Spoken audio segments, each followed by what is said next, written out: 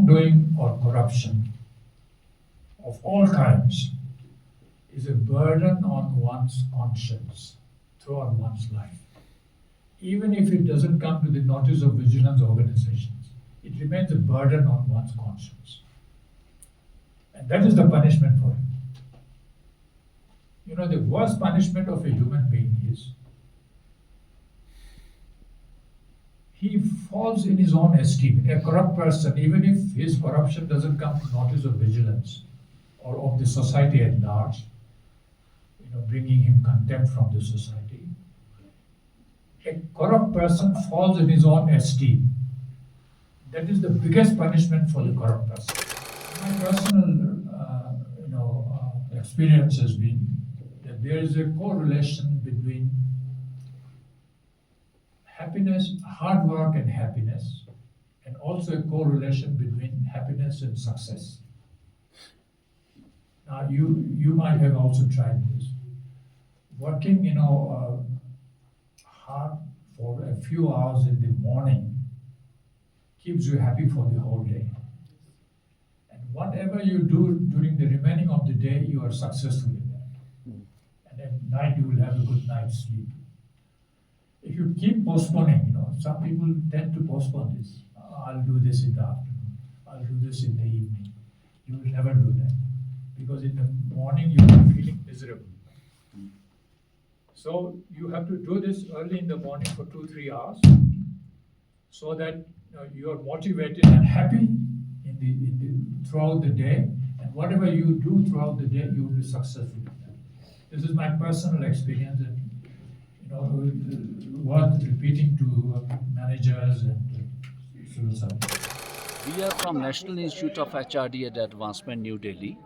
We have come to Leh, and this is our third training program for the government departments and public sector undertaking officers.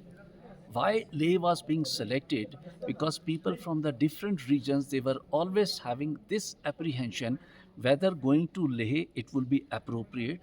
But now, one after the another, the way people are just flocking in here, people are having mouth-to-mouth publicity. They have coming here for each and every of our program. Earlier also we have seen, and this time also, when we are having a program on ethics and ethos at workplace, keeping into account the organizational image and the visionary leadership. We have seen number of officers from DRDO, NTPC Limited, from the different parts of Indian Oil Corporations and Gas Authority of India Limited, GAIL India, people have come here, where we'll be discussing on the various topics which will be relating to the managerial excellence as well as on the various behavioral skills. Besides that, keeping into account the present scenario, some important topics with regard to the sexual harassment at workplace, which we say POSH, and Right to Information Act, and how to deal with the various kinds of misconduct, about the conduct rules, those all topics we'll be managing. We'll be dealing in this particular 4 days. Also, besides that, we'll be having a trip to just learn about the spiritualism also, because when we say about Ladakh, there are a lot of spiritualism aspect is there. For that, we requested MIMC people, where Guruji, Bhikkhu Sanghasena ji, they have agreed and will to bless us, and we'll be just going there to have some inputs about spiritualism from him. Do you have any officer from the UT administration of Ladakh taking part in this training? Not now. Rather, in this very morning, I was just talking to Mr. Phunsog also. In future, we would like to have some officer from the UT cadre if they can come, to which we were being told in advance. If we just inform them, even about a week or 10 days, definitely those officers can be there. Even we have requested people from University of Ladakh to Mr. Deskung. I was requesting if some officers can come, because knowledge is having no stoppage. There is no stoppage to the learning. They can always come here, and it will be an honor for all of us also that if they come here and they take some kind of leave on the various topics related. Importance of workplace ethos and ethics for organizational image. Why it is important. First, everyone should, a manager and a civil servant, and everyone really has to be conscious of this kind of topic. Workplace ethos, what does it mean really? And what ethics, what does it mean? I've tried to define these, and I'll just read it out to you. Workplace ethos is the characteristic culture manifested in organizational attitudes and aspirations, as well as the ways in which business is being carried out. That is the ethos in the organization. And ethics, workplace ethics, the morally correct principles, policies, and values governing the ways business is being carried out in the organization. These are very important for the organizational image. Of course, leadership are coming to the end. Now, first of all, I'll say the importance of human resource development, because I have worked in the post-retirement. I worked for 4 years as chairman Public Enterprises Selection Board in New Delhi.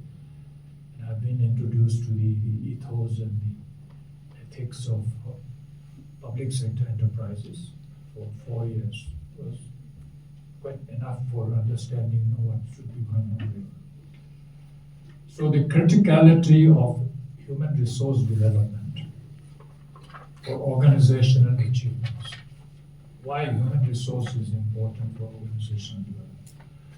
Now, as I mentioned, I was in Princeton as a fellow, in-service fellow at the Woodrow Wilson School. I ran into a research paper, which was published by the Princeton University a couple of years before I landed there. The paper was, the caption was, returns to investment in education. Education is a part of human resource development. Now, a group of researchers headed by a professor carried out this research with American data. They tried to find out the expenditure per capita at school level, at college level, at university level, and for PhDs. And this was compared with the per capita lifetime earnings of various people at different levels. And they came to the conclusion scientifically, returns to education, investment in education was at least 2.5 more than the returns to investment in business in general. So this was the American data, and I think it really applies to the entire world. If the returns are so, Bill Gates of the Microsoft, Bill Gates and his, I think, colleague, what was his name? They were part of the study. So they were university dropouts, but they had invested them in education in school and college very heavily. So they really, the returns to their investment, they have been the richest people in the world afterwards.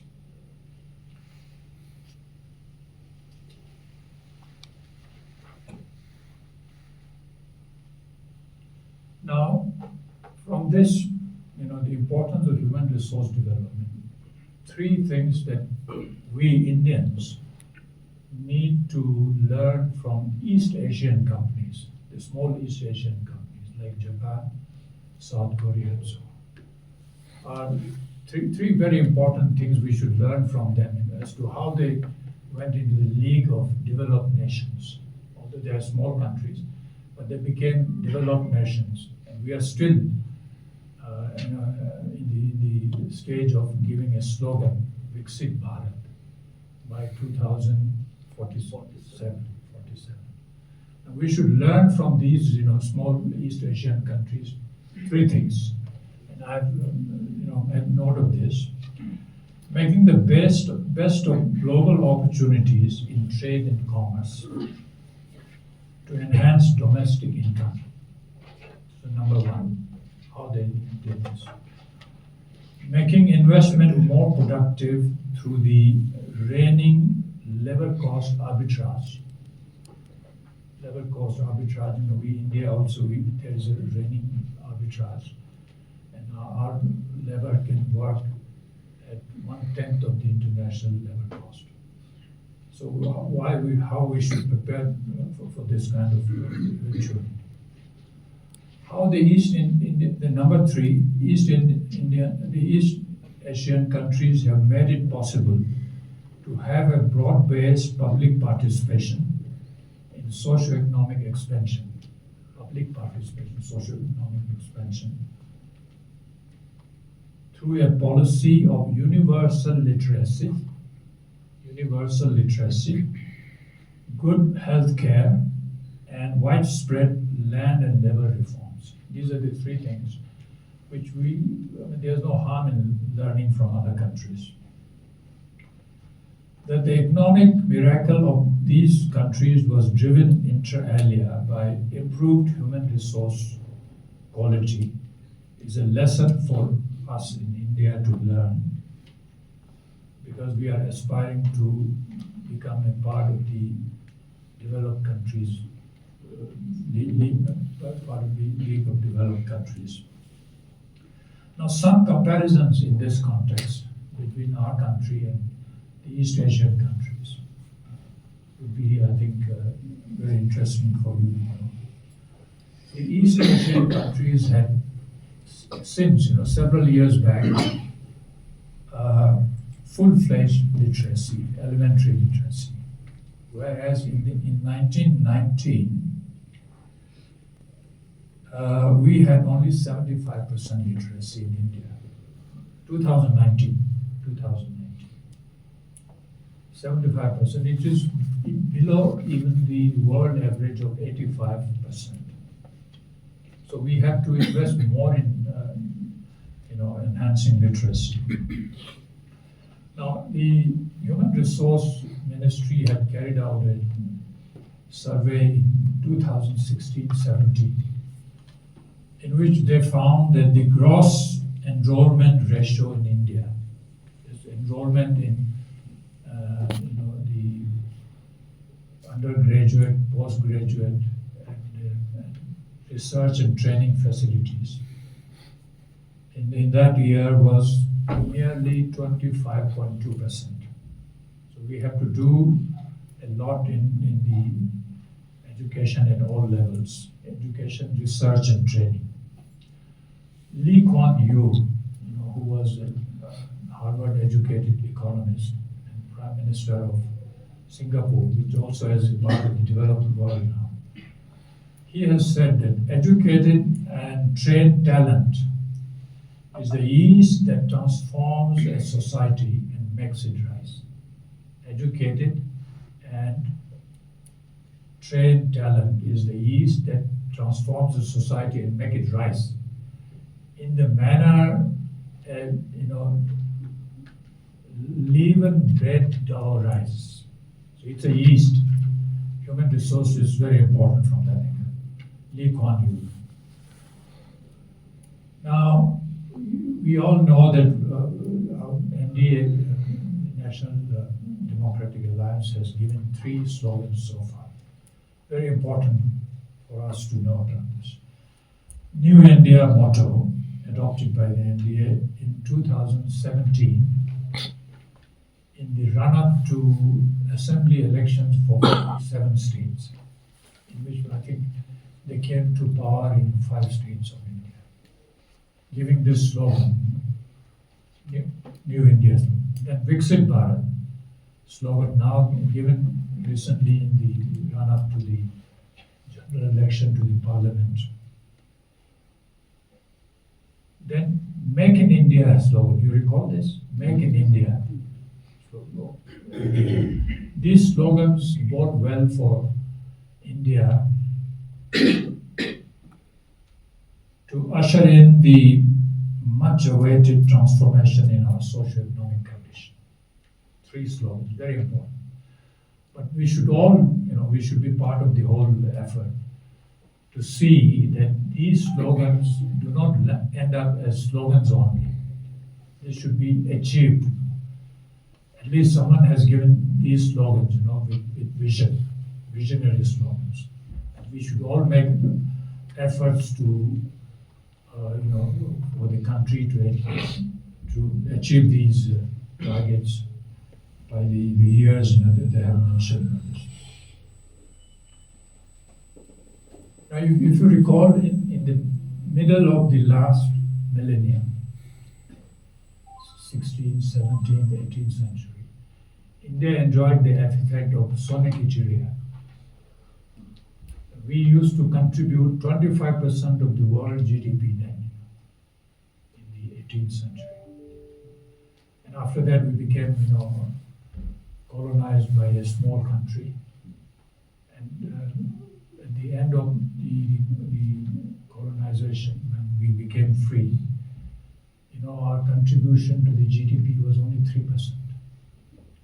This has now risen to 7-8%, I think. But we have to go a long way. 25% in the mid-17th century, 3% when we became independent, now 7-8% of the world. And we have that strength. If these slogans come true, then no one can stop us from being a developed country. Maybe Vishwa Guru is the slogan again given by someone. We should not laugh at these. We should try to really make the best of these slogans.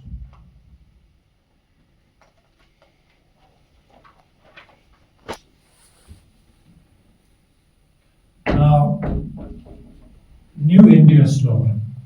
This New India, in my opinion, is gestating in the womb of Old India. We are in the Old India at the moment. But the New India is gestating in the womb of New India. If we don't work hard to make these slogans the mottos of the government of India, then on the New India, we run the risk of New India being stillborn. We born dead. We'll be continuing with the same, we are contributing 1/13 of the world GDP at the moment. 1/13 of the world GDP. We may be continuing with this for how long, I don't know. So we should all make our efforts wherever we are, administrators, managers in the private sector and public sector, teachers in the universities, all over. We should make efforts jointly to make these slogans a reality for the country.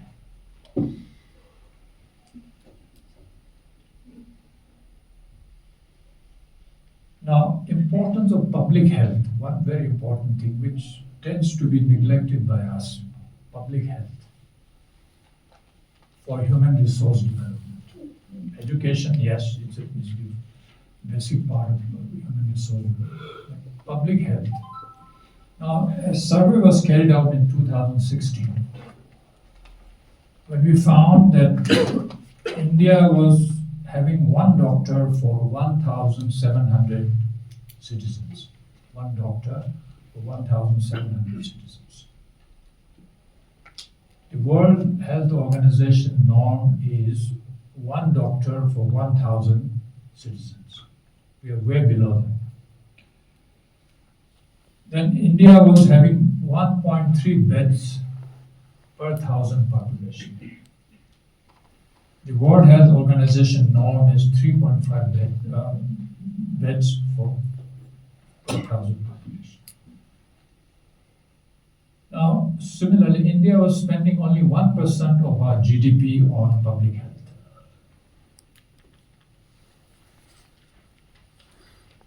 China was spending 3%.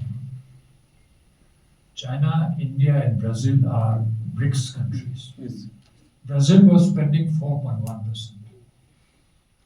And we are spending, out of these three, we are spending the lowest on public health. USA, the most advanced country in the world, was spending 8.3% on public health.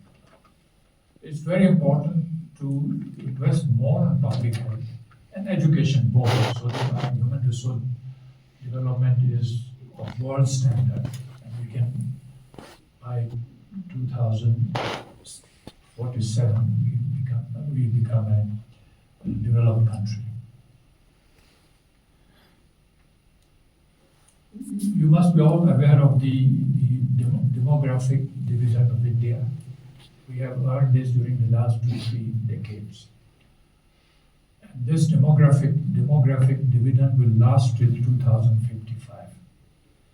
We should make the best of this to, get into the Viksit Bharat by 2047. India is the only country which is having a demographic dividend. No other country has this. Now, conducive work ethos is in the workshop, the topic. It is the sine qua non for organizational growth. Conducive work ethos. What is ethos? We define it. My personal experience is a low profile and familiar environment results in drawing the maximum output from employees of different kinds. A family.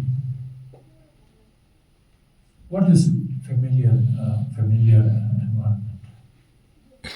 It comprises looking upon all superiors, colleagues, and subordinates as members of the family, rather than in terms of superior-subordinate relationship, which is what we managers and administrators tend to do. It should be all employees should be looked upon as as members of the family. An organization, as you know, is a living entity. It comprises of living entities. An organization is a living entity in itself with a higher consciousness, organizational consciousness, which is better than the consciousness of individuals forming. And that consciousness has to be kept happy to make the maximum out of the organization. So from that angle, it's very important to have a relationship which is familiar. There's an Italian proverb said, which has been said in the context of a chess game. You must all have played chess. When the game, the proverb is, when the game is over, the king and the pawn, king at the apex, pawn at the middle, both land up in the same box.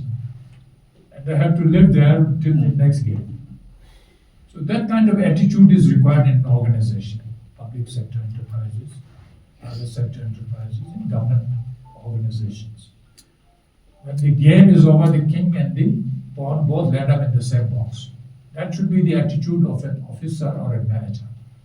And then the output of the organization would be maximum. Now, my personal experience has been that there is a correlation between happiness, hard work and happiness, and also a correlation between happiness and success. Now, you might have also tried this. Working, hard for a few hours in the morning keeps you happy for the whole day. And whatever you do during the remaining of the day, you are successful in that. And at night, you will have a good night's sleep. If you keep postponing, some people tend to postpone this. I'll do this in the afternoon. I'll do this in the evening. You will never do that. Because in the morning, you are feeling miserable. So you have to do this early in the morning for 2-3 hours, so that you are motivated and happy throughout the day, and whatever you do throughout the day, you will be successful in that. This is my personal experience, and worth repeating to managers and civil servants also. Mantra of success, my personal experience again. respect for time. Mantra of success is respect for time and persistent hard work. Now, respect for time, as I mentioned in my Princeton experience, respect for time means to do a thing within the available time or allotted time. Respect for time is doing a thing within.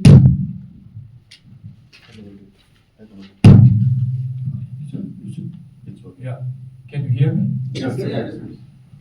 Doing everything within the allotted time. That is respect for time. Persistent hard work. There is a saying, a river cuts through a rock, not because of its force, but because of its persistence. If you have lived near a river, you might have found that at the bottom of the river there are small rocks like eggs and so on, round rocks. Because of the persistence of the river, they keep rolling it, not because of its force. So it becomes an egg-like rock. So persistent hard work and respect for time is the mantra of success. I think these things are required to be hammered home to the managers and the administrators in their induction training as well as in-service training. Very important for managers. The other thing is personal experience again. When the going is good, don't relax and pause. Go the extra mile. You're happy, the relationship between hard work and happiness. When feelings are high, you said you have done something and your feelings are high. Don't pause. Don't pause. So that is how one can be successful in life. Now, time is a resource, you know that. What is a resource? Resource is something which is needed for doing something. Money is a resource. You need money for doing something. Wealth is a resource, like land, everything resource. You need resource to do something. Water is a resource. Now, Peter Drucker, you might have heard about this, the management guru. He has said, time is a peculiar resource. Time is a peculiar resource. No matter how much more you want, there's no more of it. Time is available. If you don't utilize this, it gets wasted. You can't store it like other resources. Money can be saved. Money can be multiplied. Wealth can be saved. Wealth can be multiplied. Water can be saved. Water can be multiplied. But time is a resource which cannot be saved. But everyone has this resource in equal measure. Everyone has the same time in equal measure. Yeah? Everywhere the time is the same. No more, no less. Unless you utilize it, you're well aware and you don't get it. So time has to be used when it is available. Otherwise, there's no use. Time is a resource. And I had last time sent you a note on time. Yes. Now, the importance of a conducive work ethos for visionary leadership. This is in the topic that we'll be discussing. Now, there are two types of leadership styles. One is leading from the front. The other one is leading from the rear. Now, leading from the front is top down. By example, you lead the other people. You yourself good and hardworking and so on. The others will follow you. So if you are not hardworking, if you are not honest and so on, others will not follow you. Leading from the rear is bottom up. It is like a shepherd tending his flocks of cattle and animals. You leave them there, and then motivate them, and then find out. And correct them if they're going wrong and about to go wrong. Otherwise, you just give them freedom to do whatever they want. These are two styles of leadership. And in most organizations, I think it is a combination of both. So all these things to be hammered home into the trainees at the time of induction, in the induction training as well as in-service training. Now, in leading from the front is, you lead other people by example. If you keep telling your managers, your subordinates, you do this, but you don't do it yourself, they won't follow you. They will go by your example. So you have to be an example for them. Now, the importance of preventive vigilance to ethical governance.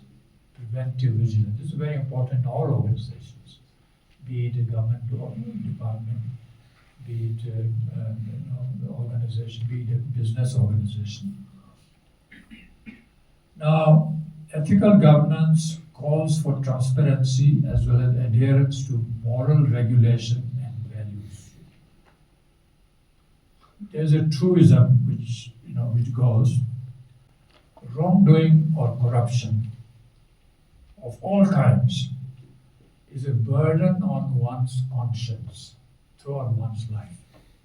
Even if it doesn't come to the notice of vigilance organizations, it remains a burden on one's conscience. And that is the punishment for it. The worst punishment of a human being is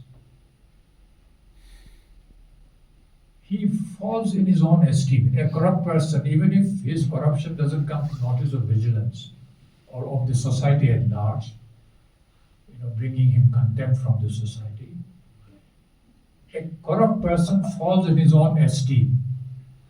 That is the biggest punishment for the corrupt person. Even if it doesn't come to someone else's notice. So these are the things which have to be hammered home to trainees in the induction training and in-service training.